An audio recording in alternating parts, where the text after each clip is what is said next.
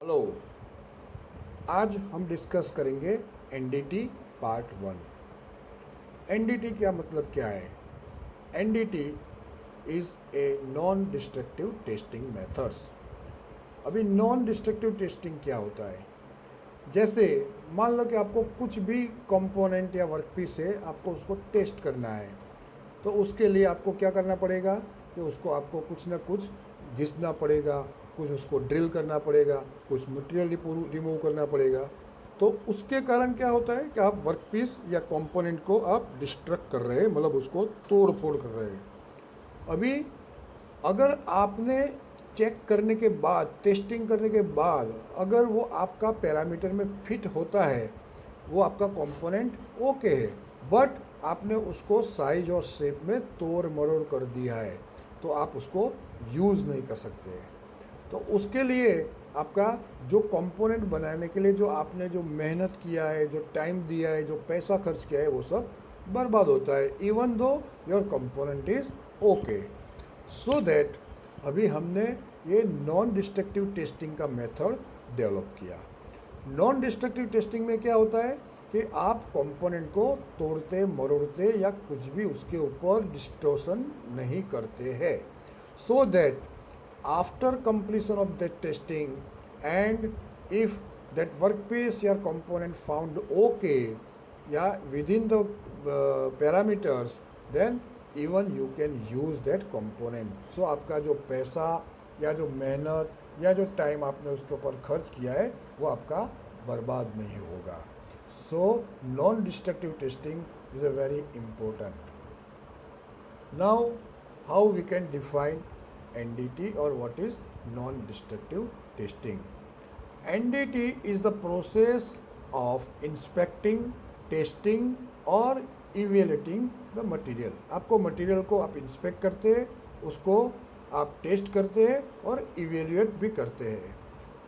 किसका? तो कंपोनेंट्स या कुछ भी असेंबली है उसका, और differences in characteristics without destroying the serviceability of the part or the system.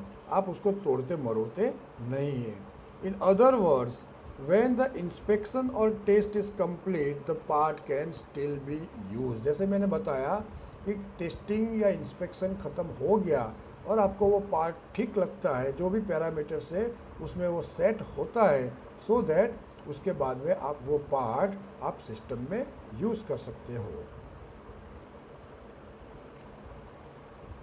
In contrast to NDT, other tests are destructive in nature and are therefore done on a limited number of samples.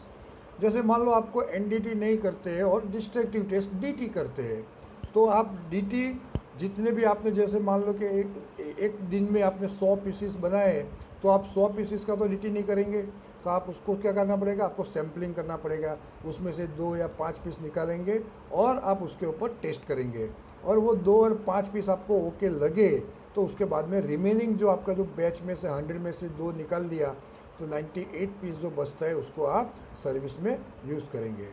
लेकिन NDT में क्या होता है, आप 100 का 100 piece जो बनाया हुआ है वो सब चेक कर सकते हो, क्योंकि उसमें आप मटेरियल को या कंपोनेंट को या वर्कपीस को डैमेज नहीं करते। अगर आफ्टर इंस्पेक्शन या टेस्टिंग आपको वो कंपोनेंट ठीक लगता है, तो आप वो यूज़ कर सकते हो। These destructive tests are often used to determine the physical properties of the material, such as impact resistance, ductility, yield and ultimate tensile strength, fracture toughness and fatigue strength. But discontinuities and difference in material characteristics are more effectively found in NDT. DT में आप generally, जैसे मैंने ये जितने भी mechanical physical properties बताई, वो आप चेक कर सकते हो, लेकिन उसमें डिसकंटिन्यूटी, अगर मान लो कई जगह पे कोई क्रैक है या होल है, कास्टिंग में कोई डिफेक्ट है, तो आप वो डीटी से चेक नहीं कर सकते हो, और आप इफेक्टिवली चेक करना है तो आपको एनडीटी प्रोसेस अप्लाई करना पड़ेगा। अभी ये जो पार्ट है एनडीटी 1, जो 6 डिफरेंट प्रोसेस है मेनली, उसमें से 3 जो प्रोसेस है वो हम आज डिस्कस करेंगे। कौन कौन सी है? Visual testing, Second one is the liquid penetration testing. Third one is the magnetic particle testing. Fourth one is the ultrasonic testing. Fifth is the radiographic testing. And sixth one is the eddy current testing. उसमें से जो पहली तीन है वो हम ये topic में आज के NDT1 में हम कवर करेंगे. Now first one is the visual testing, मतलब VT. विजुअल टेस्टिंग क्या है? तो आप उसको कुछ भी अप्लाई नहीं करते, सिर्फ अपनी आँख से उसको देखते हैं. मैं आपको उसका एक सबसे अच्छा एग्जांपल दूँ. फॉर एग्जांपल, आप कहीं पे फ्रूट मार्केट में या वेजिटेबल मार्केट में कुछ सब्जी लेने जाते हैं, तो आप उसके ऊपर दूसरा कोई टेस्ट तो करते नहीं है. आप सिर्फ क्या करते हो? उसको विजुअली चेक करते हो, हाथ में पकड़ते हो, उसका पकड़ के आप आँख के नज़दीक में ले जाते हो और चेक करते हो कि वेदर दिस वेजिटेबल और फूड इज़ ओके और नॉट ओके. जैसे आपका ब्लड सैंपल है वो माइक्रोस्कोप में चेक करते हैं, या कुछ छोटे लेटर्स है या कुछ छोटी छोटी बारीकाई है वो आप अपना जो बोलते हैं ना मैग्नीफाइंग ग्लास, उससे आप चेक करते हैं. सो ये विजुअल टेस्टिंग के अलग अलग तरीके हैं. Visual testing is the most commonly use test method in the industry.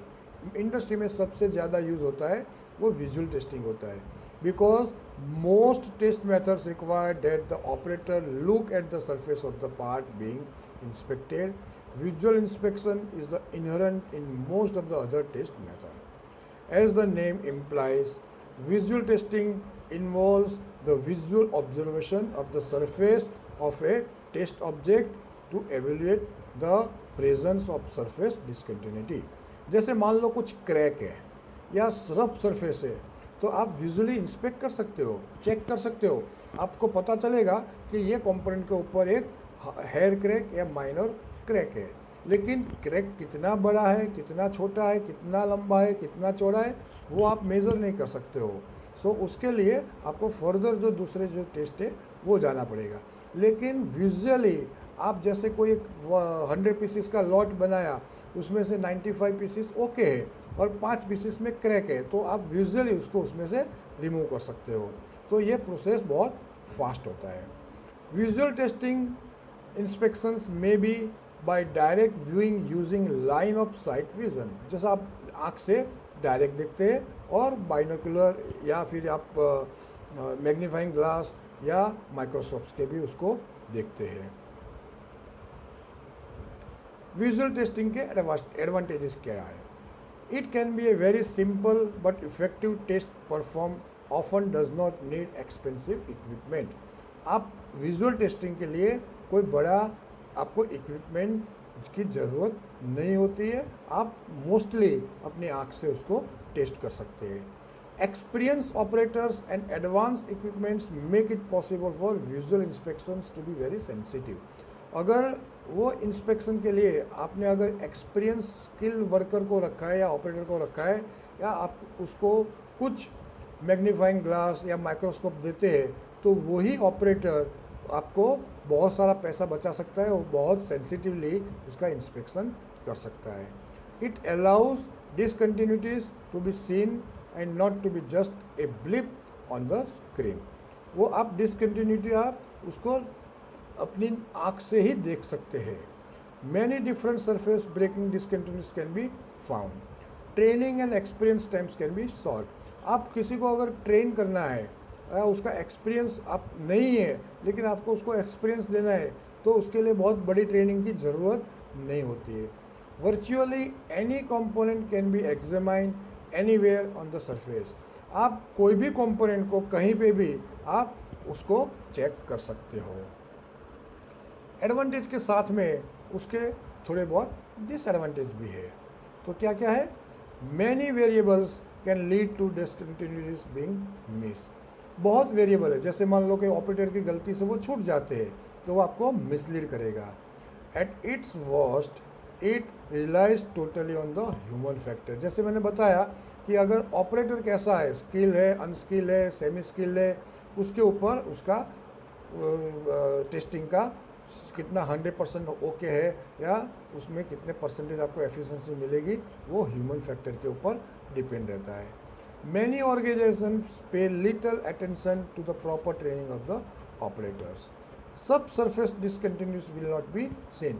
Surface के अंदर कुछ प्रॉब्लम है तो आप आँख से नहीं देख सकते. That is the biggest disadvantage of this visual testing. Second one is the liquid penetration testing. ये मैंने आपको एक फिगर दिखाया हुआ, वो कैसे होता है. जैसे मान लो कि फर्स्ट फिगर जो है उसमें जो एक कंपोनेंट है उसमें बीच में क्रैक है और उसमें डर्ट भरा हुआ है, मतलब जो रेती या कचरा कुछ उसमें भरा हुआ है. तो आपको उसका प्रोसेस कहता है कैसा है ये लिक्विड पेनिट्रेशन टेस्ट का. आपको सबसे पहले उसको साफ़ करना पड़ता है. जो आप सेकंड फिगर है उसको आपने इस तरह से साफ़ करके रखा है. तीसरा फिगर क्या दिखाता है, उसमें आपको कुछ लिक्विड पेनिट्रेट करना है. उसके स्पेशल लिक्विड्स आते हैं, वो आपको उसमें अंदर डालना है. चौथा प्रोसेस क्या है, चौथा फिगर में दिखा है, उसमें इंटरमीडिएट क्लीनिंग होता है. पांचवा में क्या होता है, एप्लीकेशन ऑफ डेवलपर. ये जैसे मान लो कि जो हमने जो लिक्विड पेनिट्रेट डाला हुआ है उसके ऊपर एक डेवलपर, वो भी अलग से मार्केट में मिलता है. आपको उसको उसके ऊपर लगाना है और लगाने के बाद आप एक क्लीन क्लोथ से आपको उसको साफ़ करना है. तो उसके बाद में जहाँ पे भी जो भी कंपोनेंट में क्रैक होगा वहाँ पे जो आपने लिक्विड डाला हुआ है वो पेनिट्रेट हो जाएगा. This is the process of the liquid penetration test.